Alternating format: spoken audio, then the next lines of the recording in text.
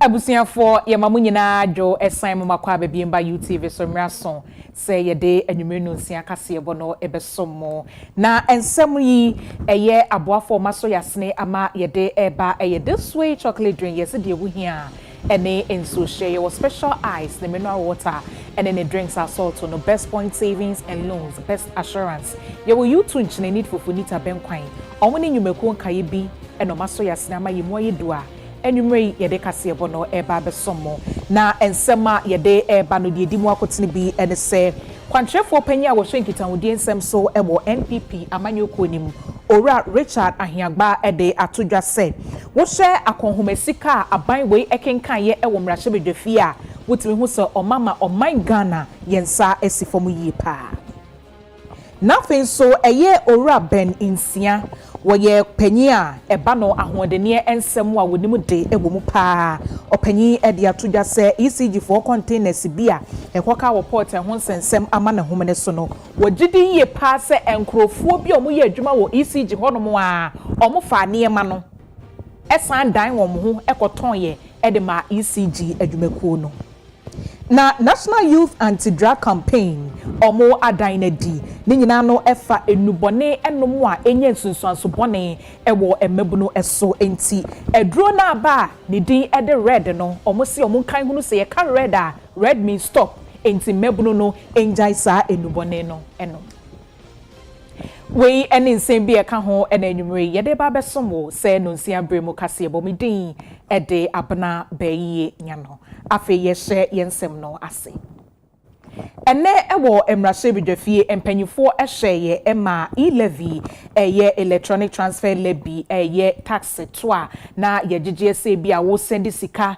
ewo wo phone so wo send sika ewo bank ne ade aba wo phone so no aban etie no nyame adom omo ayi ede afri honum amene eho nsem ekopie ye ewo emrahye bedwafie na opanyi a wo kenkan report no ejina mu ma finance committee eye ora Isaac Adongo okasai no chemu se hu ye pa enunti ena aban we efato ne ho se E-levy no obeyi afri honom se da be betimi aboa ama Ghana de hye ho ahenhan wo.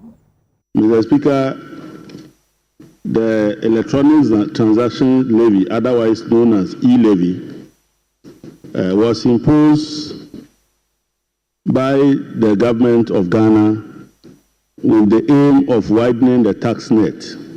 So the current government decided that based on the impact that this was having on disposable incomes of ordinary Ghanaians, as part of the tax reforms that were introduced, the government decided to abolish and repeal the act that imposed this. Mr. Speaker, we were told that the fiscal impact of this single repeal will amount to 1.946 billion for the fiscal year 2025. Mr. Speaker, the committee deliberated on this matter and came to the conclusion by a unanimous decision of the committee that this should be recommended to the House for the repeal to proceed. Mr. Speaker, thank you very much. 1.946 billion, that is close to 2 billion Ghana cedis, would have been paid by Ghanaians to the government by way of the deductions based on the tax. But if we pass this bill, the deduction will no longer take place and government will lose close to 2 billion Ghana cedis. But the 2 billion Ghana cedis that government is going to lose will now come to Ghanaians. So in effect, individual Ghanaians who ordinarily would have lost 2 billion Ghana cedis will now retain their 2 billion Ghana cedis. And government that would have gained 2 billion Ghana cedis by way of deductions from normal transfers, government will lose the 2 billion Ghana cedis. So this single legislative measure is going to pass on 2 billion Ghana cedis to Ghanaians. 2 billion Ghana cedis.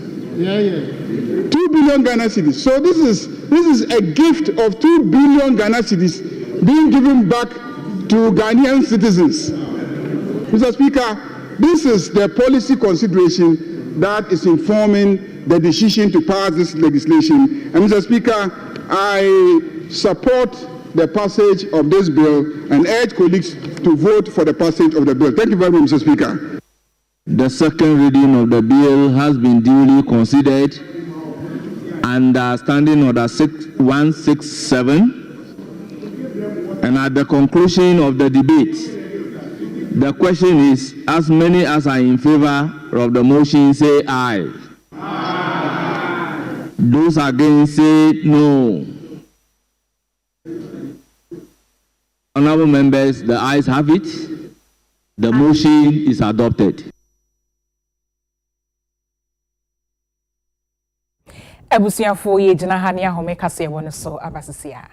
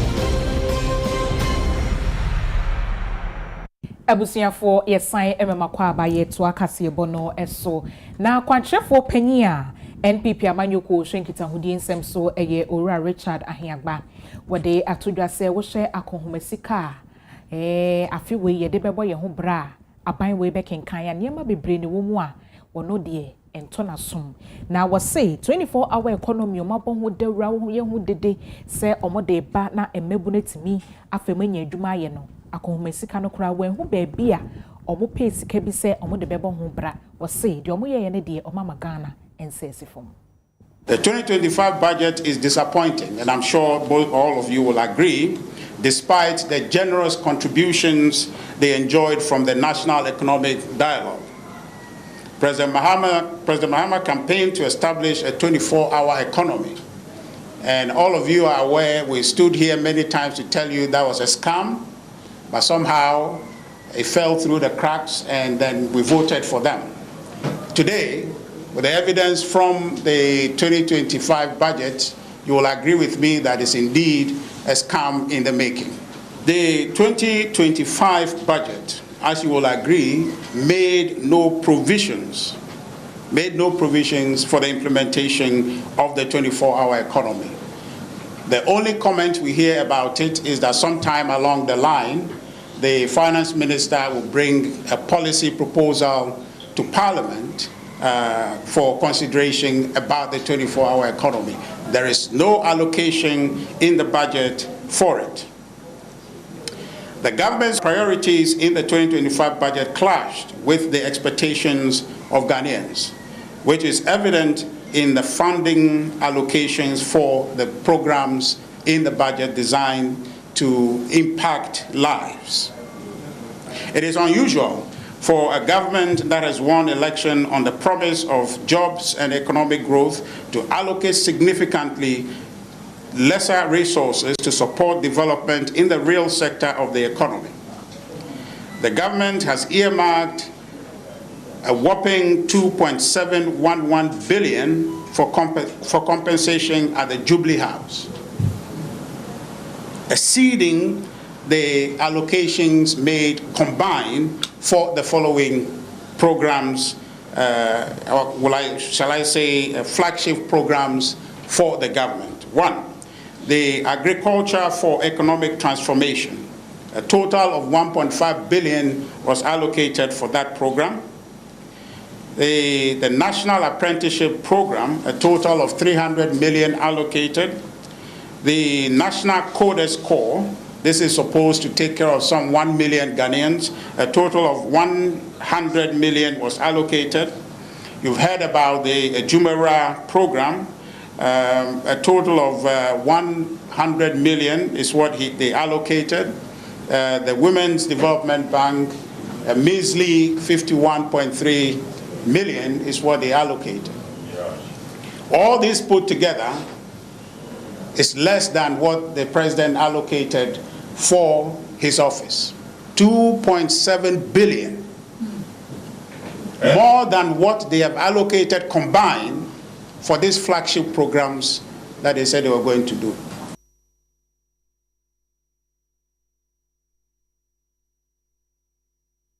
Owura Richard Ahiagba was added to BMC Attorney General. So ne nipa bi enya asem obesere so mfa nkopie mu court na wanye ne saa one nsentwerefo bi di hia no akirikiri mu e de akire nsentwerefo de e kame akwasa so pese Ghana fo nya NPP fo ho menasepo enya de NPP obepene so na esa anse omuni hwiye ni ntino mafa adwene mo kai se campaign mo no mo se corruption to mafa adwene se corruption ni de e de be politics esa anse omo ba yi o ma hwe nkrata ni mu a ekwate ora nyina saa ora yi yaka se moni nyina so ekire mo beji tu mo zo moni nyina so no ehwehwe mu amoye nyina am da come attorney general sorry na obey press conference attorney general sorry na obey press conference china obey press conference attorney general so no enye press conference ni media no oye court na se woko na attorney general oye mranim ni a onim se saa ade we e wo constitution article 19 provide say men susu obia say we di bone until say court beka say we di bone but as I say onim say ni nsem a o twa to nipa so no enye no kore adaase oni nyina so saa odi kan e kan to amanfo team ama amanfo aka so before there wa bokro no osi mesi there wa bokro no ansa ya hwenkratem enti we ya oye se ko na court ko ka so asema o ka nya no kore nipa yi wonye saa no a na Ghana fo adwuma yo munya ebia before the court fo akoye kanana na court for the jani pan enti agenda and is for setting instead say attend na be court no court na de bia ne kasa de bia ne press conference enti e kama mahu na mahu ekire say de omo ye nie say enye persecution bi na on beso omo ye e persecution e your time e huna na NDC for e de ye say be ya Ghana for e benya MPP hu time so omo ba ye man be eduma bia be wi esika nya no kre na de ye ka ama nyina hu na attorney general atibie ni say MPP e be gina ho ama emra say na be eduma na yen de ye ntia say obi edi bone e wo ye mu na ye de me famra kwan so ye mfa nipa ne famra kwan so say de amra kire but me mfa nipa no embeto press conference ma engune hu fi ma nipa nsusu say nipa no ya de bone ye ni abra ye hu ne mramu say ampara odi sa bone no sa futuo no na ye pese attorney general otie na odi ye adwuma na eboa ye se be ya amanfo fa hu di a constitution na guarantee no on fa endwetwe from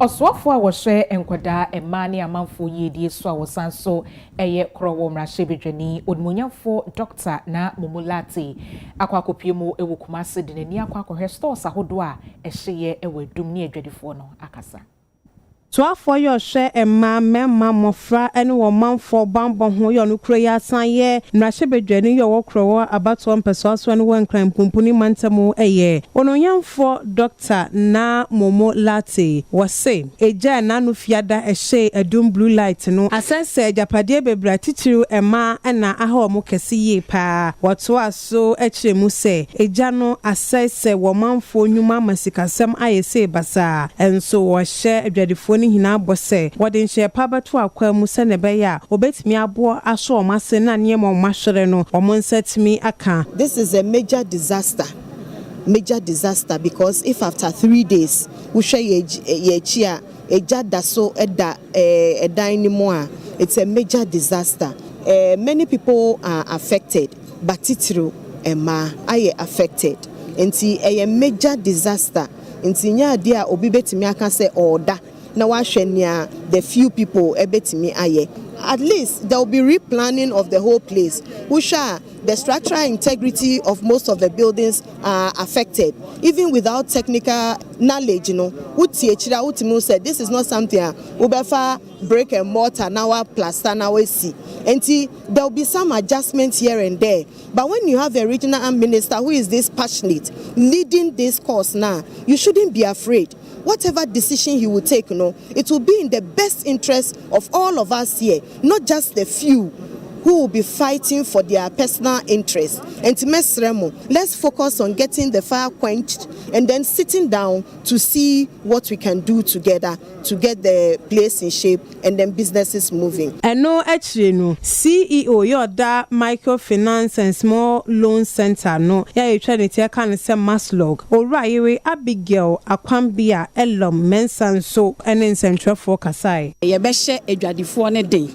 Say enye siewie enti say the aka ne say the assurance I want to give them ne say enya ade a aban ba betena se ahwe omo ama omo nko a go through sa process ye best start with them and we'll go with them throughout till say ye be hu say at least baby omu gina say no omo ankasa omo betimi aye omo adwuma enti especially a man senior minister kan no we are with you through it and me man ni mebunu no so we are with you through it sen there was a maslock ye bia senior be ya monsa ebetimi asan akoma no biom no ye beboa na saa etimi abaso ne krakra mu no Asante Manta mu asoafo ononyanfo Dr. Frank Amoakohene nso ene nsentwefo kasai. Most of the shops, because of my locking into a shoe inside, it's difficult to extinguish from the outside.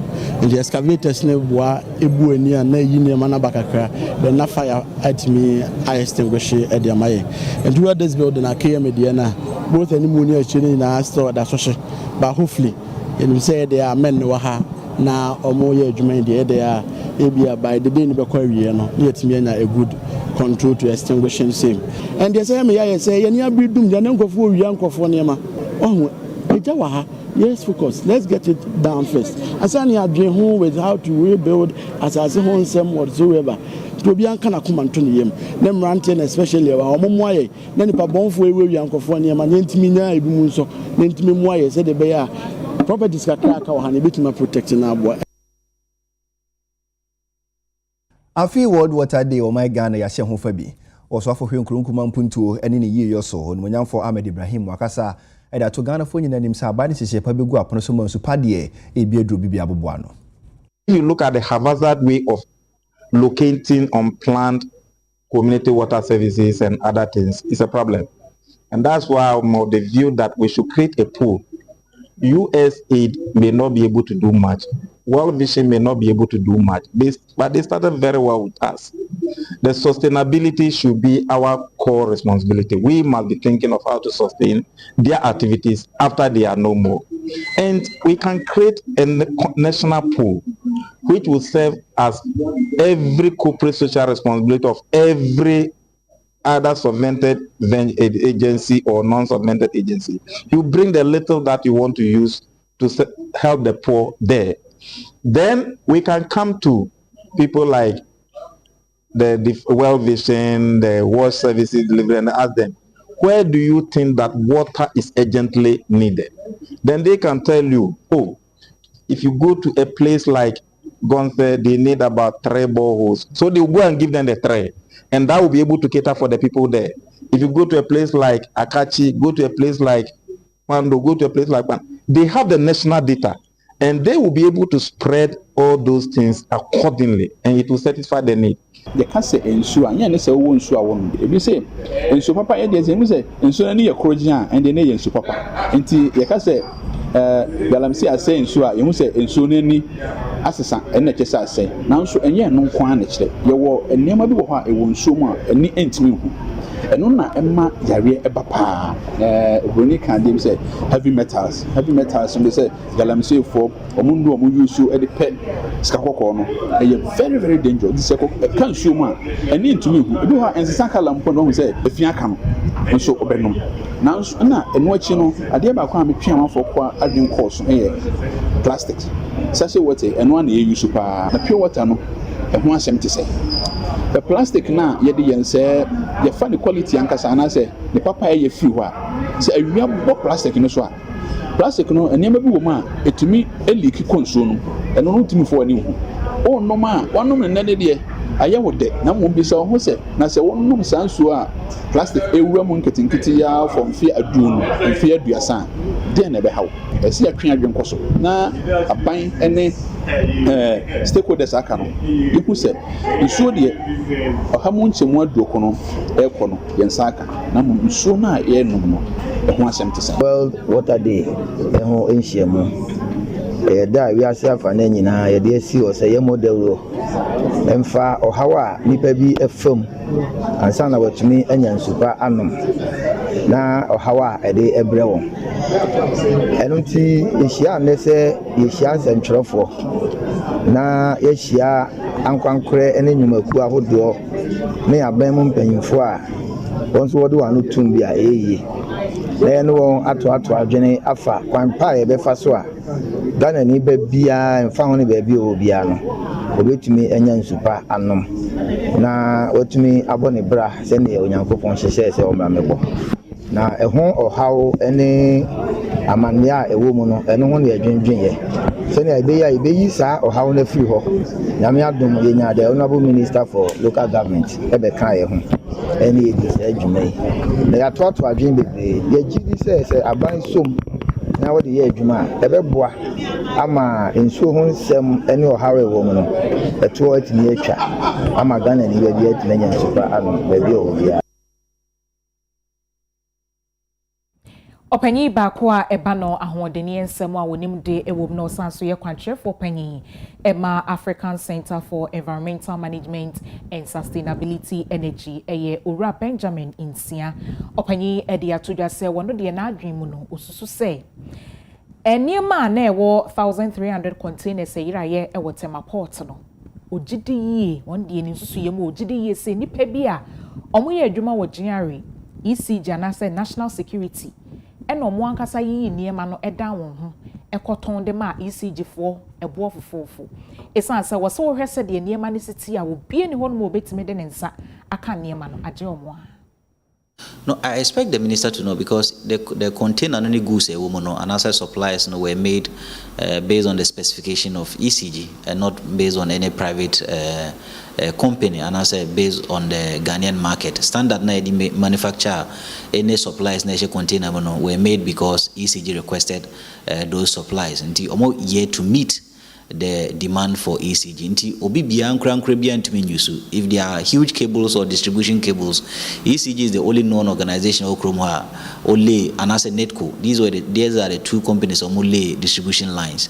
So we say ya import to adiaba na audit interest e be free mo. The free mo say chrono na yabo. And a chrono no so no the end beneficiary of this chrono ECG. Nti yabo chrono no etoma ECG biom so on santo because ankran bi antumento and the products because of say ye make in the name of ECG specification here ECG no product ye ntimi fanko Burkina nkoton ye ntimi fanko Benin nkoton ye ntimi fanko Nigeria nkoton nti de e kase ayira ne de me nsusu ye mo no based on the national security architecture, based on customs or divisions architecture, and based on the operations at port no enya ira na ira chrono na customs division our more GRA, national security operators, ECG, any ankran be chrono no masha da boss is particular or mabo chrono no masantama ECG. I think that the substantiation after investigation has been done. These may be assumptions, but these are not out of the woods. They are critical and concrete assumptions and not abstract because minia say the medical GRA terminal be a national security terminal. National security bohombain. GRA Customs Division, or more for most of them, a soldier for because of how these operations are done. Into a day and 1,357 containers, be free GRA terminals are GRA Nyawe. Assuming cross a auctioneer who benefited from this auction and who benefited from the sales of these auctioned goods is ECG. Into yet me and substantiation is here, but any critical analyst or industry be say investigation bar ECG 4 can be or more dram workers be GRA, especially customs division and the commission of customs the dram. I'm crown crabby so beto a free GRA 4 no and as ECG 4 no almost so you bet your munka and at the end beneficiary or ECG workers no investigation be revealed. I think that so far, because of say auditing, we only did the quantitative aspect of it. Maybe in the later time, the qualitative aspect of it. Yeah, qualitative aspect of it now, even who be a problem you. Owura Benjamin Insia was added to Jabima was Ramonyofo. Sakwa Bani say no. Amonyofo hwe watching a cockati will be a peneso muti tenipan for who do so na press briefing in yakeka home. Opinion is Ramonyofo pa send yabadi sin watching a two be our way one show home from free home. After so serempin for can be womb. Senior Copa one Adum, no to meet you be a 1 trillion panasoni more than pa than yensam daho. I think that we be a mekase was say shall see a prosecutor amount for. So investigation will be a default. And I say court no chese obi differ. I will say a prosecution no that's a sentencing bar. Say Ghana ha yesta jai criminals, especially public criminals. Ne jai omoma abain say maybe a pardon or more. Ya more some pardon because or me a political cronies of maybe persons in government. My mo be a pardon. Ye man in serve full sentence so that no be susudia ama obi bia na koye aduma wa ban mo be say no say okono okodi aban sika obedam. And that is what I think that we should begin to do. The punitive measure is that we must prosecute these people in the organized crime, in this particular organized crime syndicate, prosecute them, make sure that they serve full sentences. No, almost everywhere now. Later, no, be call these particular companies. Be able to say, "Was oyena juma ye ama companies no afa nentuma afa afra." Yes, one of the reasons I see the cardos on is frivolous procurement, because procurement brings in cost, and if you are not able to pay the cost, they become liabilities. Abribiano or creditors, and already data as any medical car, from 2021 to 2022, liabilities jump by 52%. From 2022 to 2023, liabilities jump about 35%. Based on data as at 2023, liabilities inquire 47 billion. 2024, almost liabilities of ECG 68 billion. So from 2023 to 2024, in the name of liabilities, and one of these frivolous procurements, one of these, I also higher liabilities were frivolous procurement, including procurement at ECG, because ECG has become a procurement cash cow. Obibia peso o mekisika kesi bia also procure, because that is the only way I obey to me I make a lot of revenue, because what ECG operations are nisika diemono na ya choko no kakra, because onyesika na cash waterfall bejene die, onyesika na most statutory organizations beje omodie kakra Ministry of Energy bejene die, PRC bejene die, ansana IPPs aje omodie, government private sector power sector service providers beje omodie, nti na nisika die mu no eswa, nti babi obetumi adie nyesika adino eye procurement. Nti se ohia and answer all procure, and all procure no because of the own team the creditors and the suppliers on time they become liabilities. Nti no credit. Some of these procurements and ama ECG liabilities I increase it to about 68 billion meaning and ye pe kwanya ebetumi atua sakawi.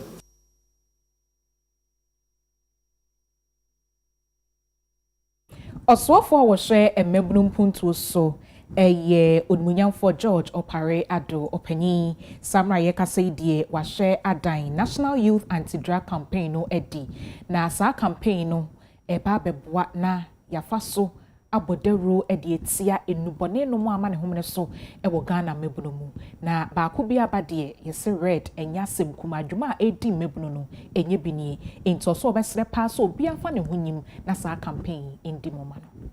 Don't we hand man now you be body for drug abuse. Now you are launching campaign here. They see and you know our main focus is to launch a campaign against drug abuse. Yeah, can say red means stop. Red nature say wow yeah drugs be as our mission is to get into community be muna ya tuana mona ya ma mebunu na ti ase say omodache no enye indrobonefa omodache ne say ombeye in ya mapa ebe bo no maba be ka adehye ho na omatumi abo amagana etumpo. So that is why we are out here today to help Ghanaian youth say ombejai indrobonefa. The emergence of dangerous drug combinations poses a significant threat to our youth. The phenomenon of red, a deadly substance combination of tapentadol,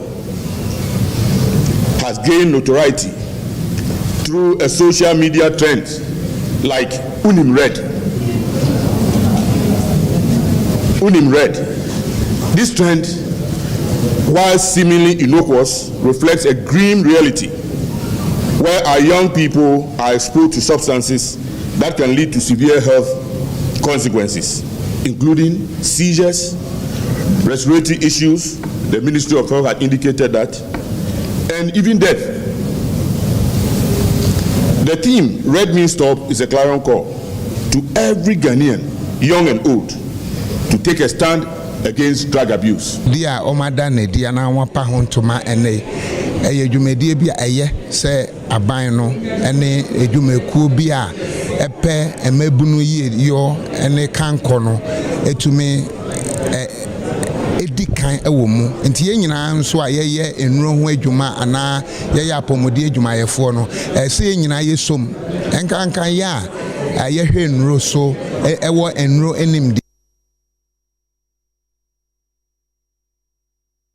ye enim de dro ye ene boni ebetimi aya wamfa ne kwa ese ofa no so no ehu hia se ba beta won chi na ye de ehu si o se ye beboa ye nyina beboa ene edwumaku a eka ye ho nyina edwuma apomodin edwuma ye fo nyina se de betumi ahwe na enura enka ya ye se emfa ahoden apomodin ayaresa emre na yentumi nya oman a yewo ahoden ni apomodin a yetumi eye edwuma eboa ema emputu eba no ye ne sana enura ese eboa yen e wa ayaresa mu no embe ye dia ese ade ese mebu no esan se na achi ye da achi ye memu no. Today the new drug in town is red, and we're making a fancy out of it.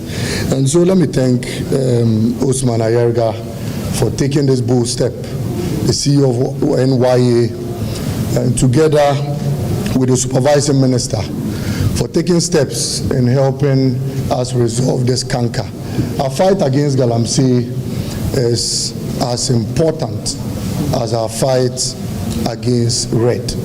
And most often we feel that we should focus our energies on what is being done in the bush. We should focus our energies on robbery cases on the streets.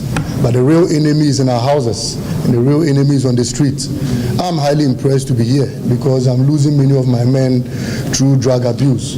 And if we don't take steps to resolve the canker sooner than later, all our future generation will be gone. Awie Ghana de shebe sere mo na ya sa ho meka se bo ne so bi me ba ye beto aso.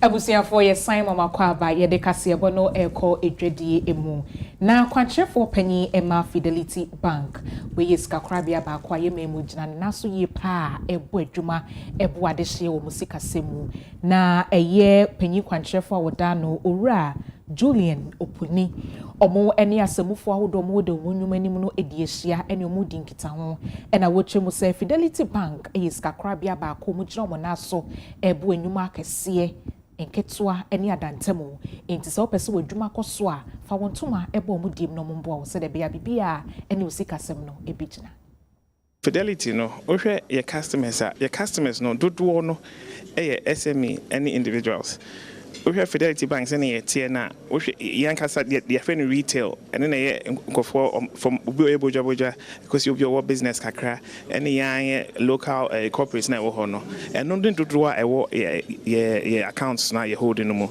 into the ehia say na make no say ye pet kwan bi so a see a bebo bosia say bobosia no in a way I ye customers na say and yes da tete say ye beba kafa paper we bra it is ye hu adwuma say din say say betimi aya ye beka say okay say na we ye adwuma ahia wo betimi atua e bia wo business no Monday Tuesday we sales baby Wednesday Thursday ma baby sa inti say na betimi ama loan say Monday Tuesday nim say no betimi atua more Thursday Friday wo nya inti as an example no ye pese find ways that say ye bebo bosia to main SMEs omo me bojo etc no e ho ye pese ye boy near no and as Fidelity na ho nso na aboan ama e bidru bebe wo say one of things that ye gi ehudi as Fidelity ne say wo hwa for bank ya wo ha ya ko 20 years obi abeka say local bank untimi nka say assembly from all the clean up na dey bibia our Fidelity ho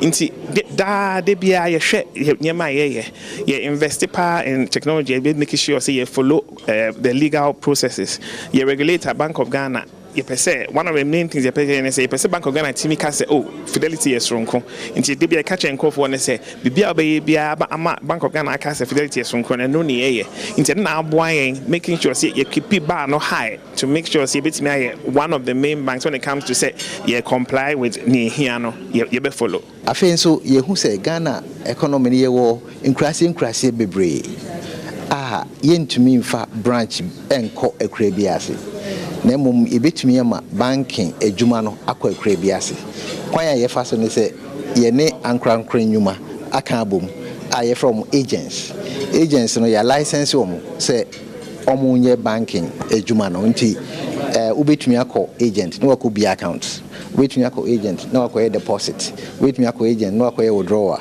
eno any banking services no unhu say Fidelity as branch and so no ankrankra ye tawo machi no omutumi ma banking service ekọ ekrebias enti eno ne agents no na make say ye wo 8,000 agents all over Ghana enti Ghana regions 16 regions no baby abeko bia no agency bi wo ho omo ye banking business enti ena sign wo oba bank na mu so aye wo fa bi aye from inclusive banking no omo djuma ne say omo so ema loans kete omo support ankrankra se enye sa inclusive na nka bank traditional banks na yo free banking services ndi pese omo nyina enya banking experience na omutumi edeboa omunyuma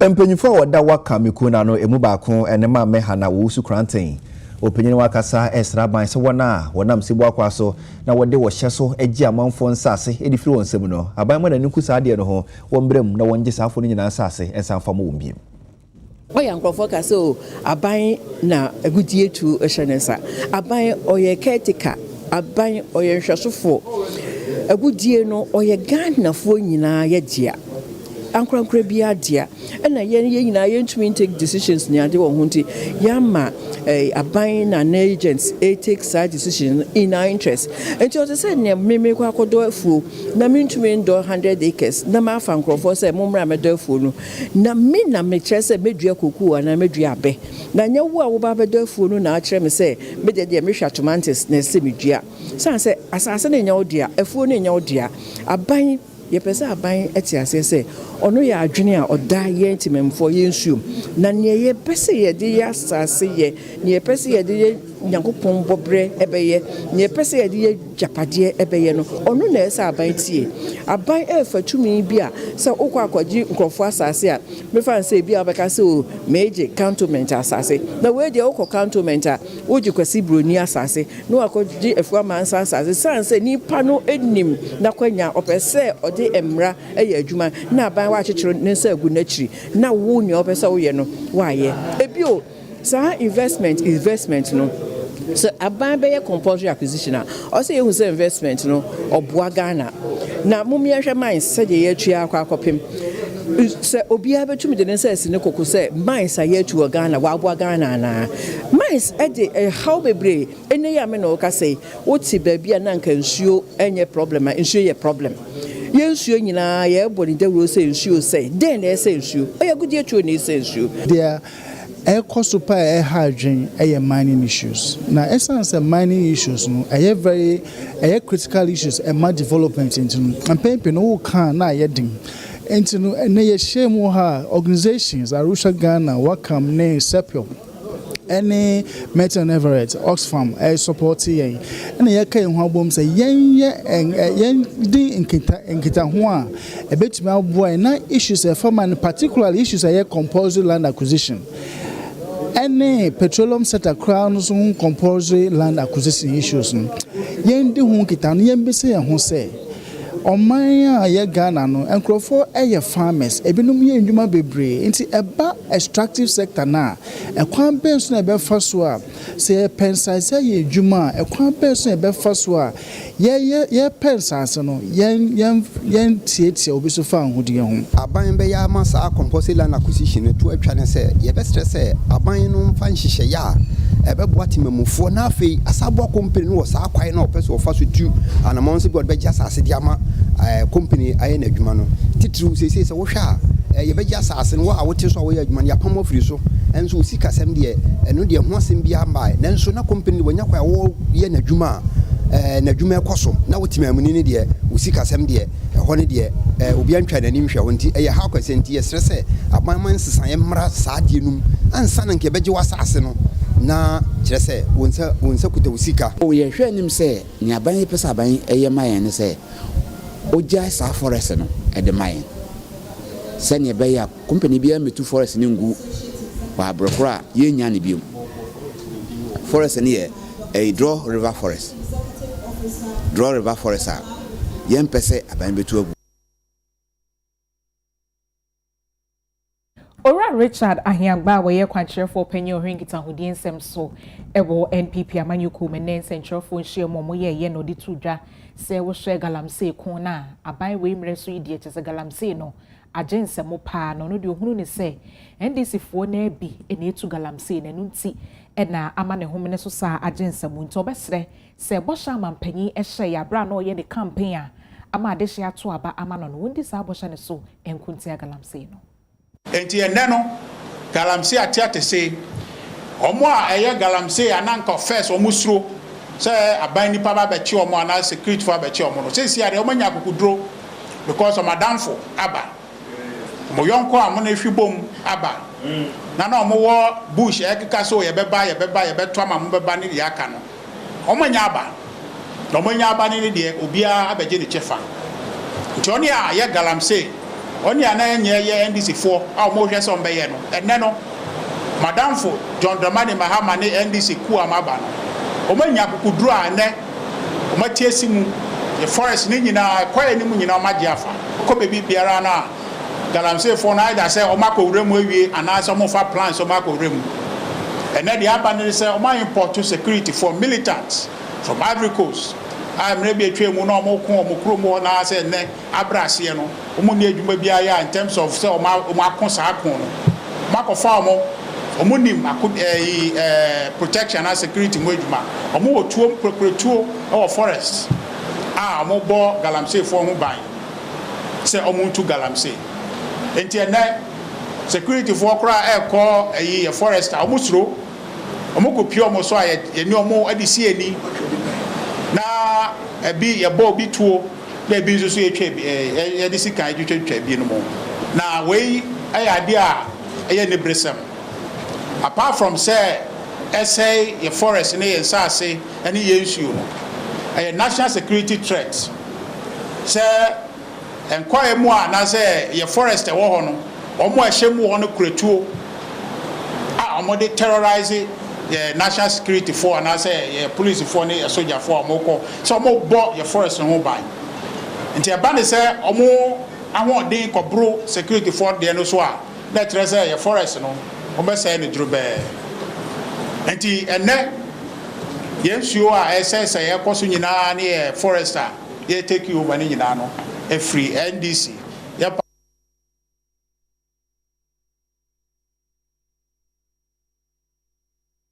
Awie Ghana de share ha na brema ye kwan nwumire ka sebo ye bobo ano de besom no ye de nyina isi na ye kono na ye ka ye ho sa nwumire yi ansa na ebuso ne nyina no beda no monkae na muntwu musen obetwu sun so de ye dro ba akopɛ eno a ene Pepsodent e wo chako cavity fighter triple protection and a herbal nyina ne boa bo no ma hu de no e fa ne to apa di fra yi pa de chano panso na ebuso no musan ka biem na muntwu musen e beboa mo amomo no ma hu de ho nsɛm no afa ne to apa di fra mo nso mo beka sumasɛm Pepsodent de ogidi sesiri bia no e hu hia Media Seda Kwama Pelix African Styles will know and then you may will come me Cabane Misliti ya my room and now Mr. Was a open it shakwaya or SCC wager or Ben DBLE. I have for anti-pel Pama and the member near me na AF number near 0243 961 384 0243 961 and na Awofa Enterprise Echimi Dukuno so edimame or traditional honeyama papa I have freno it was 0204366744 0204366744 Meso be the Grocer Ventures so occasion bi a wokono fra Grocer wonhwe so na wompa me ho atade e mfamanya atade bia ne occasion bi asa keke opeso occasion ase na wo bia hu ni se ampa nso woni ate wonim se ne fire ho se bema na wafre Grocer Ventures obetima fre Grocer 0547 112 838 0557 112 838 ube ho Grocer chira kwan e woda command Bombay Junction Crown Prince Lodge chi hono mo pe ko na atade bia ope no Grocer hwe na unsisi ho na wonso ho nyefe anyway akenkan for ye me apana be yi nyano mene Sadat Mohammed Adam wase ama mo nyina mu envenity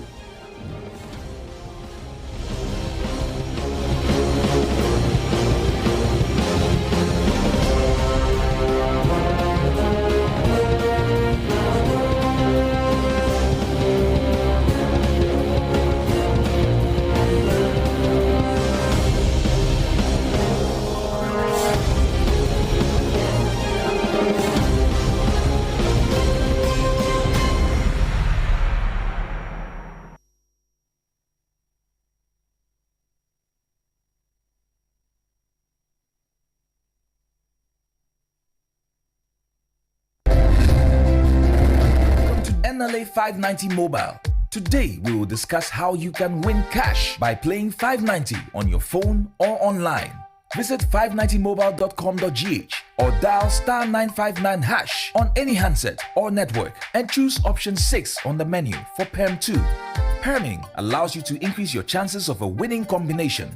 PERM 2 gives you 240 times your stake amount when 2 or more numbers from your selection appear in any order. You need to select from 3 or up to a maximum of 10 numbers, or between 1 to 90, to play PERM 2. Thank you for your attention. And remember, you can stake